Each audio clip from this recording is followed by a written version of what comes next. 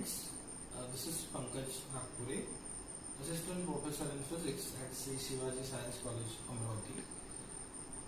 This video I have made to show how one can convert his PC or laptop or smartphone into oscilloscope or a signal generator, which are the essential components of any physics or electronics laboratory. The things I use to do this are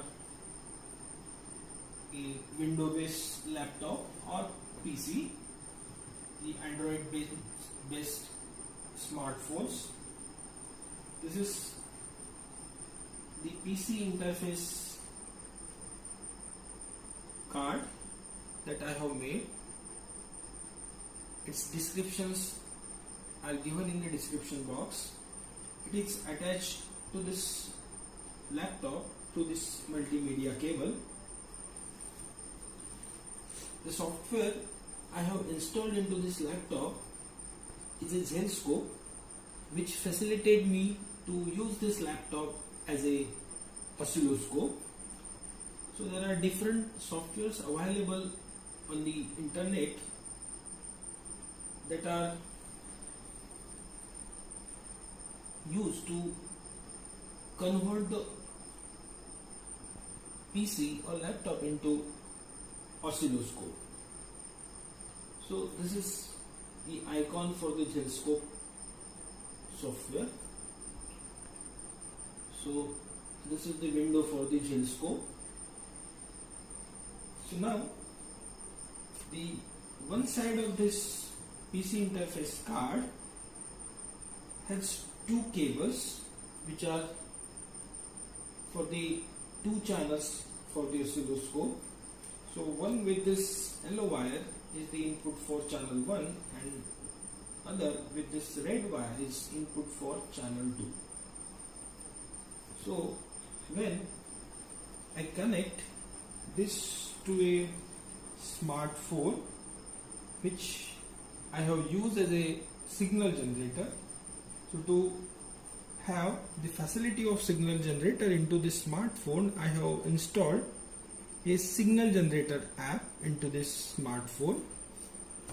So I have connected one input, channel 1 input, into the audio output slot of this smartphone, and I open the signal generator app, selected this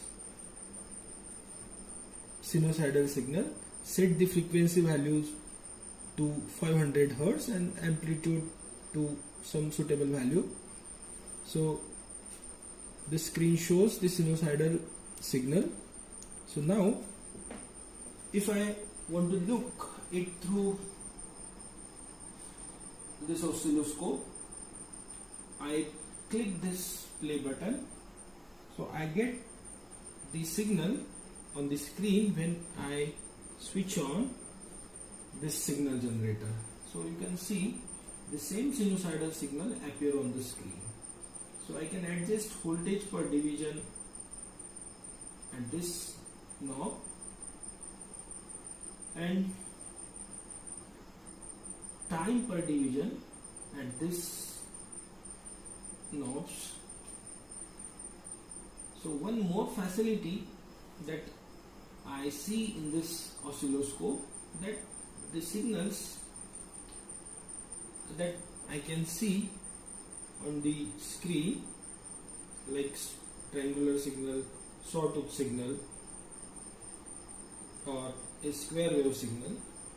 So these signals I can also look through a frequency domain.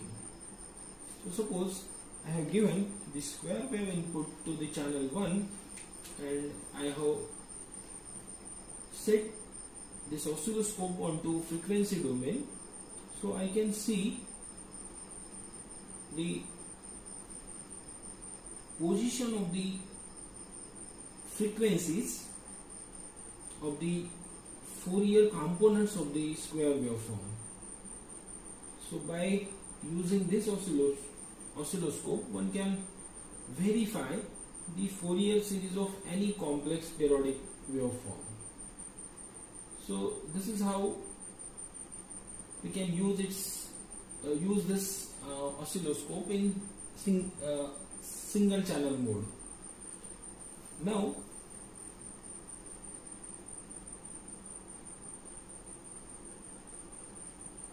I give it two inputs to this oscilloscope. So I have to connect it into the second signal generator. So this is the second smartphone. I can set the value by editing